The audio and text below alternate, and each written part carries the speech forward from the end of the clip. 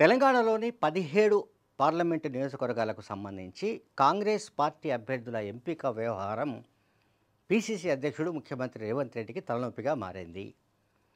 Even Congress party హైకమాండ్కు కూడా తలనొప్పిగా మారింది. దీనికి చాలా కారణాలు ఉన్నాయి. నేను కొన్ని కారణాలు మాత్రం వివరించడానికి ప్రయత్నిస్తాను. మరి కొన్ని నియోజకవర్గాల గురించి అఫీషియల్గా ఇప్పటిదాకా అనౌన్స్ చేసిన కాన్స్టిట్యూన్సీస్ మనందరికీ తెలుసు. ఒకటి మహబూబ్ నగర్ వంశీచంద్రెడ్డి, ఓకే, మహబూబ్ నగర్ వంశీచంద్రెడ్డి. తర్వాత మనకు నాగర్ కర్నూలు వచ్చేసి మహబూబ్ నగర్ వంశీచంద్రెడ్డి, ఓకే. తర్వాత నాగర్ కర్నూలు వచ్చేసి SC constituency Mallu Ravi, okay, Mallu Ravi, ఇది మల్లు రవి. అండ్ నాగర్ కర్నూలు వంశీ.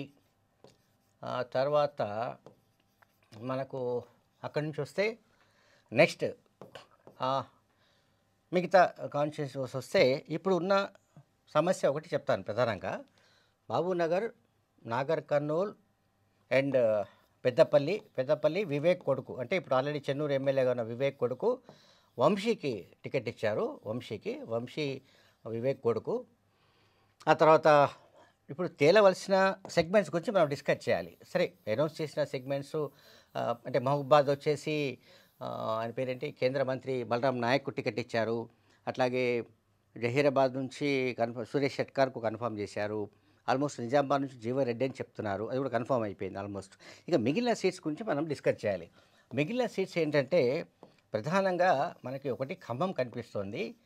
ఖమ్మం, ఆ తర్వాత వరంగల్, అంటే తేలని సీట్లు, అంటే అక్కడ పోటీ తీవ్రంగా ఉండడం కావచ్చు, కుల సమీకరణాలు కావచ్చు, ఇతర ఆస్పెక్ట్స్ గురించి కావచ్చు. ఖమ్మం, వరంగల్ అండ్ మనకు వచ్చేసి మిగతా సీట్స్లో ఖమ్మం, వరంగల్ వచ్చేసింది. నెక్స్ట్ వచ్చేసి కరీంనగర్ అండ్ సికింద్రాబాద్. ఇవి మోర్ కాంప్లికేట్గా ఉన్నాయి. ఇప్పుడు సికింద్రాబాద్ విషయమే ఇప్పుడు చాలా సెన్సేషన్గా మారింది. ఎందుకు సెన్సేషన్గా మారింది అంటే ఈ సికింద్రాబాద్ కాన్స్టిట్యున్సీకి సంబంధించి వచ్చిన సమస్య అంతా ఏమిటంటే ఖైరతాబాద్ నుంచి బీఆర్ఎస్ నుంచి గెలిచిన దానం నాగేందర్ను పిలిచి కాంగ్రెస్లోకి తీసుకొని ఆయనను సికింద్రాబాద్ క్యాండిడేట్గా అనౌన్స్ చేశారు. అయితే ఏఐసీసీ ఒక కండిషన్ పెట్టింది ఆయనకు. ఎమ్మెల్యేగా ఉన్నాడు కనుక ఎమ్మెల్యే పదవికి రాజీనామా చేసి ఎంపీకి పోటీ చేయవలసిందిగా ఏఐసీసీ ఆదేశించింది. ఆయన ఫస్ట్లో అందుకు అంగీకరించినట్టుగా కూడా సమాచారం వచ్చింది. ఆ తర్వాత ఆయన ప్లేట్ ఫిరాయించినట్టుగా ఇప్పుడు కథనాలు వస్తున్నాయి. నేను ఎమ్మెల్యేకు రాజీనామా చేయను, ఎంపీగా పోటీ చేస్తానని కూడా చెప్తున్నట్టుగా తెలుస్తోంది.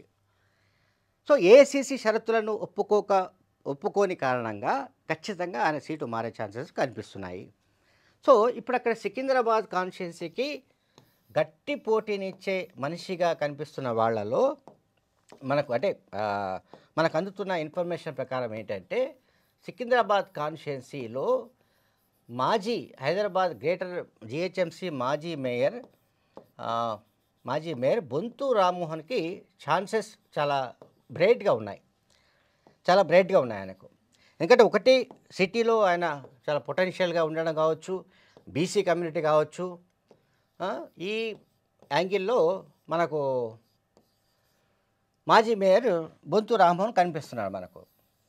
బొంతు రామ్మోహన్కు టికెట్ లభిస్తుందా లేదా అన్నది ఒకసారి చూడాలి. ఎందుకంటే బొంతు రామ్మోహన్ కాకుండా అక్కడ మరొకరి ప్రస్తావన వచ్చే అవకాశాలు మనకు కనిపించడం లేదు. అంటే కాంగ్రెస్ పార్టీకి సంబంధించి యాజ్ ఇట్ ఈజ్గా, అంటే ఓల్డ్ కాంగ్రెస్ సంబంధించిన ఎవరి పేర్లు కూడా ఇప్పటిదాకా ఫ్లోట్ కాలేదు. అక్కడి నుంచి కేంద్ర మంత్రి కిషన్ రెడ్డి బీజేపీ తరఫున పోటీ చేస్తున్న విషయం మనకు తెలుసు. సో కిషన్ రెడ్డిని గట్టిగా ఢీకొనడానికి సంబంధించిన పొటెన్షియల్ మనిషి కోసం కాంగ్రెస్ పార్టీ అన్వేషించింది. అందులో జిహెచ్ఎంసీ మాజీ మేయర్ అని చెప్పిన ఎవరు మన బొంతు రామ్మోహన్కు అవకాశాలు ఎక్కువగా కనిపిస్తున్నాయి. అంటే ఒకవేళ ఎవరు దానం నాగేందర్ కనుక ఆయన తప్పుకునే పరిస్థితులు వస్తే గ్యారెంటీగా ఆయనకు బొంతు రామ్మోహన్కి అవకాశాలు ఉన్నాయి. ఇంకొక వ్యక్తికి అవకాశం లేదు. ఎందుకంటే బొంతు రామ్మోహన్ అయితేనే ఒకటి బీసీ కమ్యూనిటీ అండ్ సిటీ మొత్తంగా కూడా ఆయనకు ఒక నెట్వర్క్ ఉండడం, బలం ఉండడం, బీఆర్ఎస్లో కూడా చాలా కాలం పాటు పనిచేయడం, అందువల్ల ఆయనకు ఒక యూత్లో కూడా మంచి ఫాలోయింగ్ ఉండడం, సో వేరియస్ రీజన్స్ వల్ల ఏంటంటే బొంతు రామ్మోహన్కు అవకాశాలు ఎక్కువగా ఉన్నాయి, టికెట్ రావడానికి అవకాశాలు ఉన్నాయి.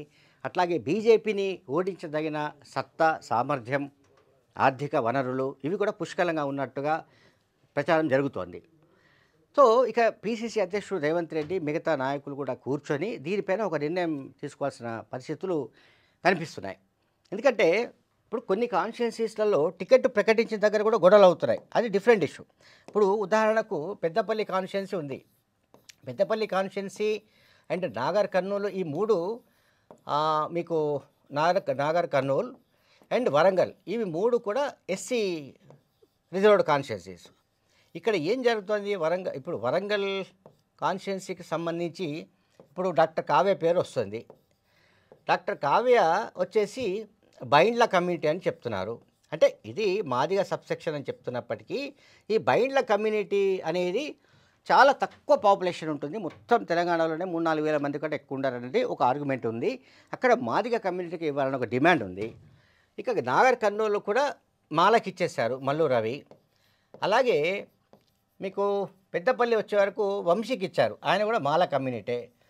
సో ఈ మాల కమ్యూనిటీకి సంబంధించిన వంశీ అంటే ఇప్పటికే చెన్నూరు ఎమ్మెల్యేగా ఉన్న వివేక్ కొడుకు. అంటే చూడండి, ఒకే ఫ్యామిలీ, ఇప్పుడు ఫ్యామిలీ ప్యాక్ లాగా నడుస్తున్నాయి కాంగ్రెస్ పార్టీలో. ఇది ఒక దరిద్రమైన వ్యవహారంగా కనిపిస్తోంది. ఒకవైపు ఖమ్మంలో పొంగులేటి శ్రీనివాసరెడ్డి మంత్రి ఆయన తమ్ముడు ప్రసాద్ రెడ్డి కోసం ప్రయత్నిస్తున్నాడు. ఉప ముఖ్యమంత్రి భట్టి విక్రమార్క తన భార్య నందిని కోసం టికెట్ కోసం ప్రయత్నిస్తున్నాడు.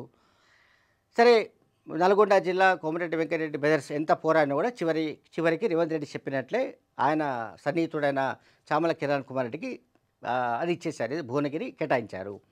సో ఇక పెద్దపల్లికి సంబంధించి ఏంటంటే పెద్దపల్లి ఇష్యూ ఢిల్లీకి వెళ్ళిపోయింది. మనంతా చాలామందికి తెలుసో తెలియదు కానీ ఢిల్లీలో గొడవలు జరుగుతున్నాయి. ఢిల్లీలో ధర్నాలు, రాస్తా రోకోలు 10 జన్పథ్ ముందు చాలా గొడవలు జరుగుతున్నాయి. ఢిల్లీలో పెద్దపల్లి గొడవలు జరుగుతున్నాయి. ఎందుకంటే అక్కడ మాదిగలకు ఇవ్వవలసిందే అని గొడవలు జరుగుతున్నాయి. పెద్దపల్లి మాదిగకు ఇవ్వాలి, దట్టుబి గజ్జల కాంతంకి ఇవ్వాలంటూ కూడా చాలా పెద్ద ఎత్తున మాదిగలు అక్కడికి చేరుకున్నారు, ఢిల్లీకి చేరుకున్నారు. వాళ్ళు అక్కడ గొడవ కూడా చేస్తున్నారు. ఎట్టి పరిస్థితుల్లో మార్చవలసిందే అభ్యర్థిని అని చెప్తున్నారు. అభ్యర్థులు మార్చుతారా లేదా అనేది పక్కన పెడితే, ఒకవేళ ఈ మూడిట్లో పెద్దపల్లి, నాగర్ కర్నూల్ అండ్ వరంగల్ ఈ 3 ఎస్సీ రిజర్వ్డ్ కాన్స్టిట్యున్సీస్లలో నిజానికి మాదిగ పాపులేషన్ పాయింట్ ఆఫ్ వ్యూలో ఆలోచిస్తే 2 మాదిగలకు ఇవ్వాలి, 1 మాలకు ఇవ్వాలి. ఇక్కడ జరుగుతున్నది ఏమిటంటే రకరకాల ఈక్వేషన్స్ ఇతరత్ర ప్రభావితం చేయడం. వీటి కారణంగా ఏంటంటే మాలలకు ప్రాధాన్యం ఇచ్చి మాదిగలకు అత్యంత తక్కువ ప్రాధాన్యం ఇస్తున్న పరిస్థితి కనిపిస్తోంది. దీనివల్ల కాంగ్రెస్ పార్టీలో బ్యాలెన్స్ తప్పే అవకాశం ఉంది. అంటే కాంగ్రెస్ పార్టీలో క్యాస్ట్ సామాజిక సమతుల్యత అనేది, అంటే మనం ఏమంటాం సోషల్ కాంపోజిషన్ అంటాం కదా, సామాజిక న్యాయం దొరికే అవకాశం తక్కువ. అంటే మాదిగలకు కనుక సరైన న్యాయం లేకపోతే, అంటే మాదిగలకు దామాష ప్రకారం వాళ్ళకున్న పాపులేషన్ ప్రకారం వాళ్ళకున్న ఓటర్ల ప్రకారం వాళ్ళకి ఇవ్వాల్సిందే. యాక్చువల్ 2 ఇవ్వాలి పార్లమెంట్ సీట్లు. 2 కాకుండా పోనీ ఒక్కటనే ఇవ్వండి అంటే అది ఆ ఒక్కటి ఇప్పుడు బైండ్లకు ఇస్తున్నారంటూ వాళ్ళు విమర్శిస్తున్నారు మాదిగలు. ఈ ఇష్యూ రగులుతోంది. అయితే మొత్తంగా అన్ని సెగ్మెంట్లలో కంటే, సరే ఖమ్మం సెగ్మెంట్ గురించి మనం సపరేట్గా ఎప్పుడైనా మాట్లాడదాము. బట్ ఇక్కడ మనం మాట్లాడవలసింది ఏంటంటే మనం సికింద్రాబాద్ మీద ఎక్కువ ఫోకస్ పెట్టాం. ఎందుకంటే హైదరాబాద్లో ఉండడం, కేంద్ర మంత్రి పోటీ చేస్తున్న కారణంగా కిషన్ రెడ్డి పైన గట్టి పోటీని బొంతు రామ్మోహన్ మాత్రమే గట్టి పోటీని ఇవ్వగలడు. కిషన్ రెడ్డి పైన బొంతు రామ్మోహన్ అయితేనే గట్టి పోటీని ఇవ్వగలడు అన్నది జనరల్గా ఒక ఒపీనియన్ బిల్డప్ అవుతోంది. ఇంటెలిజెన్స్ వాళ్ళు కూడా అటువంటి రిపోర్ట్ ఇచ్చినట్టుగా తెలుస్తోంది. బట్ అల్టిమేట్గా ఇక్కడ పీసీసీ అధ్యక్షుడు ఎటువంటి డిసిషన్ తీసుకుంటాడు, ఆ తర్వాత హైకమాండ్కు ఎటువంటి రిపోర్ట్ వెళ్తుంది, హైకమాండ్ దీన్ని ఎట్లా యాక్సెప్ట్ చేస్తుంది, దాన్ని బట్టి బొంతు రామ్మోహన్కు టికెట్ ఖరారైతేనే సికింద్రాబాద్లో హోరాహోరీ పోరాటం జరిగే అవకాశం ఉన్నట్టుగా తెలుస్తోంది. Thank you very much.